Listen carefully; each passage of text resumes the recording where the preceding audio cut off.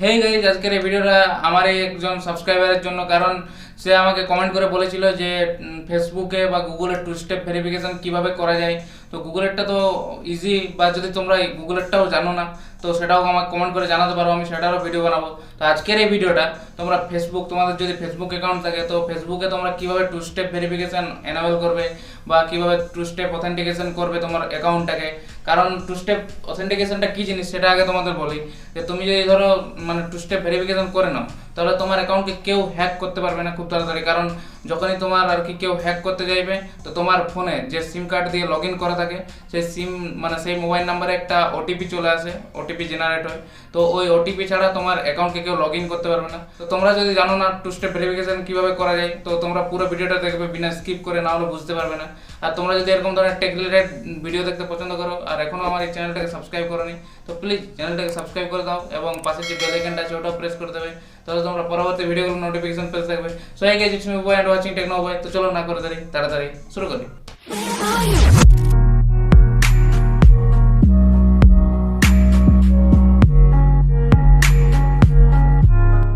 So তোমাদের ফোনে Facebook account বা ফেসবুক অ্যাপ্লিকেশানটা যেটা আছে সেটা ওপেন করে নেবে তোমরা। আমি এখানে ওপেন করে নিচ্ছি। তারপর তোমাদের যে সেটিংস, এই যে থ্রি ডট অপশানটা এদিকে আছে, এই যে উপরের দিকে থ্রি ডট অপশানটা আছে, এখানে ক্লিক করবে।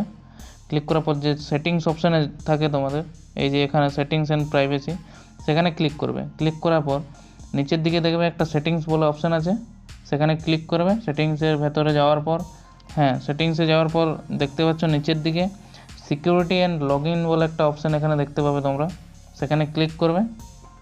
ক্লিক করার পর নিচের দিকে ইউজ টু ফ্যাক্টর অথেন্টিকেশন, এই যে, তো এখানে ক্লিক করবে। ক্লিক করার পরে তোমাদের এখানে দেখতে পাবে যে দুটো অপশান আছে, তো এখানে টেক্সট মেসেজ SMS, তো এটাতে ক্লিক করবে।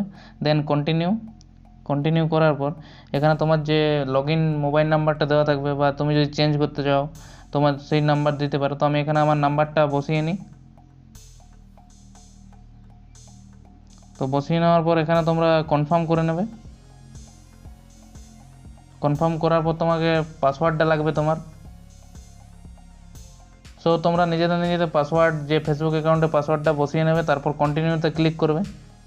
কন্টিনিউতে ক্লিক করার পরে এই যে দেখতে পাচ্ছ টু ফ্যাক্টর অথেন্টিকেশন কনফার্ম করার জন্য বলছে এখানে। এবং তোমরা যদি পড়তে চাও এর প্রাইভেসিটা, তাহলে এবং পলিসি যেটা আছে সেটা পড়ে নিতে পারো একবার, তারপর কনফার্ম করে নেবে।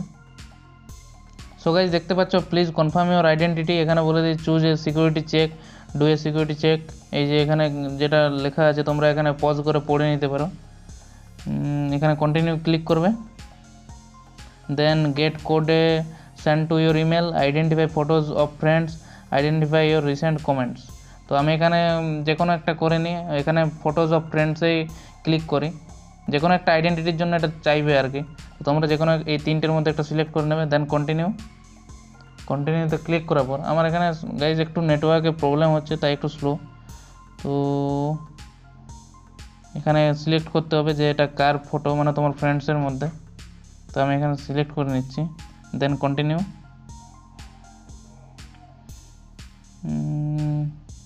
দেন ক্লিক করে নিতে হবে। এরকম কিছুগুলো আর কি অপশান আসবে, তোমার 5টা টোটাল সিলেকশান দিতে হবে। তার মধ্যে এটা মানে সিলেক্ট করে তারপর তোমাকে ওদেরকে জমা দিতে হবে, তবেই তোমার পুরো আইডেন্টিটি কনফার্ম হবে। তো চলো এটা তাড়াতাড়ি করে নিই, তারপর তোমাদেরকে দেখাচ্ছি। প্রসেসটা কন্টিনিউ করি।